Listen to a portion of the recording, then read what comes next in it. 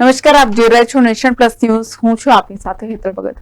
અમરેલી જિલ્લાની આશા વર્કર બહેનો જિલ્લા પંચાયત ખાતે પડતર માંગણીઓને લઈને હડતાળ પર બેઠી છે. અમરેલી જિલ્લાની આશા વર્કર બહેનો ફિક્સ પગાર, ફિક્સ સમય જેવા વિવિધ મુદ્દાઓને લઈને જિલ્લા પંચાયત ખાતે હડતાળ પર બેઠી છે.